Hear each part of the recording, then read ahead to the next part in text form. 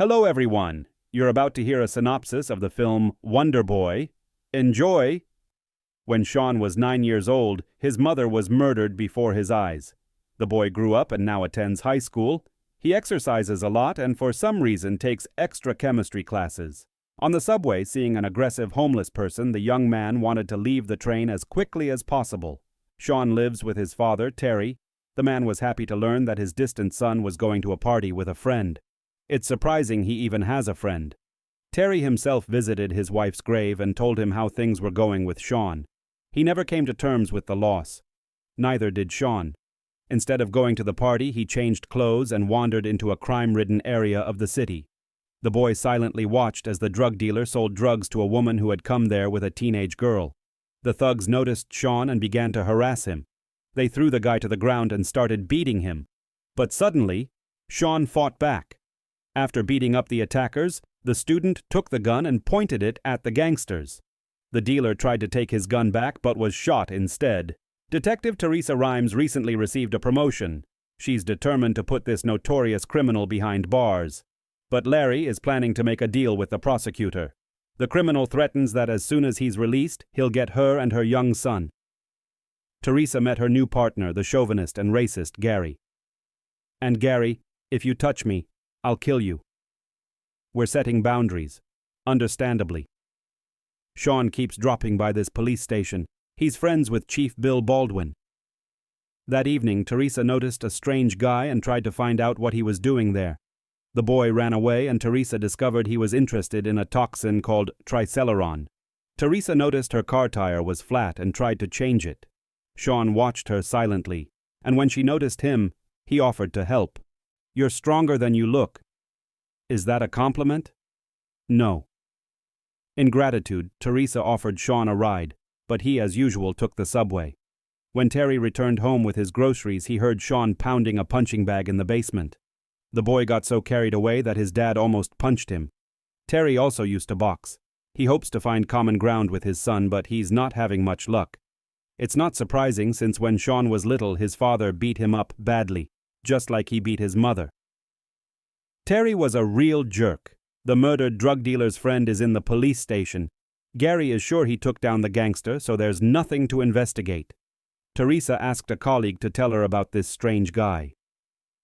After Sean's mother was murdered in front of him, the boy started constantly coming to the station and looking at photos of the criminals. This is, of course, against the rules, but his boss, Bill, allows him to do it. Teresa offered to help Sean. She's a good detective. When the boy was alone, he called someone from a new phone and asked them to get him a girl. He called Joe, a pimp who was abusing his sick employee. The scoundrel dragged Lizzie outside and dragged her to the car. At that moment, Sean attacked him. The bald brute fought back and beat the schoolboy. Then he pulled a bat from the trunk. Sean armed himself with an extendable baton. With it, he knocked the pimp down. The brute let go and ordered the girl to go home. According to him, the hero didn't save the poor thing, but only made it worse. He'll come back now and beat her within an inch of her life. Hearing this, Sean pulled out the dealer's gun and shot the bald bastard. At home, the schoolboy treated his wounds and remembered how he ended up at the police station after his mother's murder. In the morning, Teresa questioned the prostitute, but Lizzie couldn't describe the killer. He was dressed all in black and it was dark outside, and Joe was a scumbag anyway. He had already killed a young worker. Lizzie was next in line, so it was unlikely anyone would help the investigation. That stranger was a real hero, not a criminal. Teresa learned that Larry Childs would likely be released. And yet, this case had caused the fall of her marriage. Sean continues to work out hard at the gym to stay in shape. In the morgue, Teresa remembered the triceleron and learned from the coroners what it was. It is a fairly rare poison that irritates the muscular system. The muscles swell and suffocate the victim, so the victim is killed by their own body, not the poison. Furthermore, triceleron is very difficult to detect. Terry tries to be a good father. He even watches cooking shows so he can feed his murderous son a tasty dinner. Sean has a hard time dealing with violence in society, especially against women and children. Teresa invited the boys to lunch. She'd researched Sean's case and wanted to get to know him better.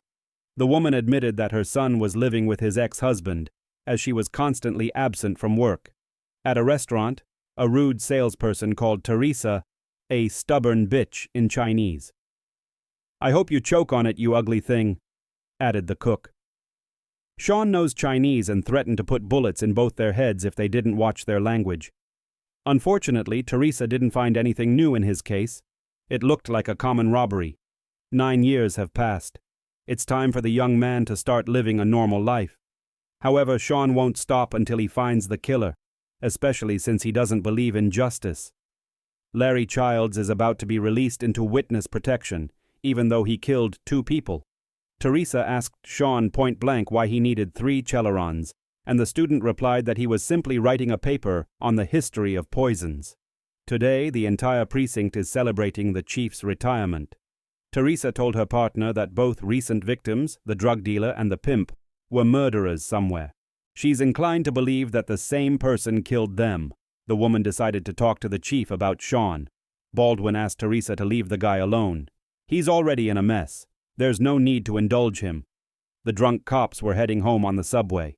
Suddenly, a passenger ran into the car and asked her to break up 2 fighting men. It was that cold-blooded tramp who constantly harasses women who'd lost his temper. Now he'd found another victim to bully. Sean entered the train car in his night suit.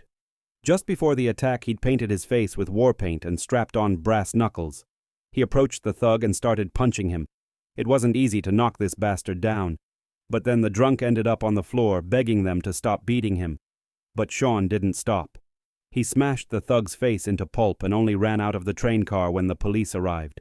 Teresa gave chase to the nocturnal avenger but couldn't catch him. Awaiting Sean at home, his father discovered that his son was injecting himself with testosterone and taking steroids. Terry lost his temper.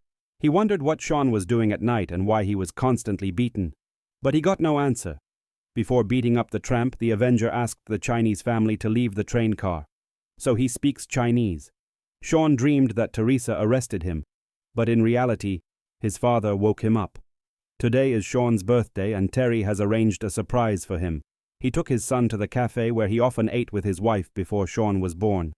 After the attack, Terry moved with his son to a safer neighborhood. The owner of the cafe called him by his old nickname, Rock. Sort of like Rocky Balboa. He was quite the jerk and hung out with a bad crowd. Then they went to a local gym to watch a kickboxing tournament. At the end of the day, Terry took Sean to the spot where his wife was murdered. The man told his son that his mother died that day, but not him. Sean must go on living. And he remembers what a jerk he used to be, how much pain he caused Sean and his late wife. But he started a new life and wants his son to do the same. Teresa came to Baldwin's home to talk about Sean again. The man remembered the first time he saw the boy. Baldwin asked him to look at the photos of the criminals, and the boy immediately pointed to one. "There he is, my mother's killer." But his father, Terry, denied it. Although the boy looked at him like he was crazy, Terry finally convinced his son to say he was mistaken. Baldwin heard the criminal's name again after 9 years. It's Larry Childs, the scoundrel Teresa plans to put behind bars. When his name appeared in the newspapers, Sean became possessed.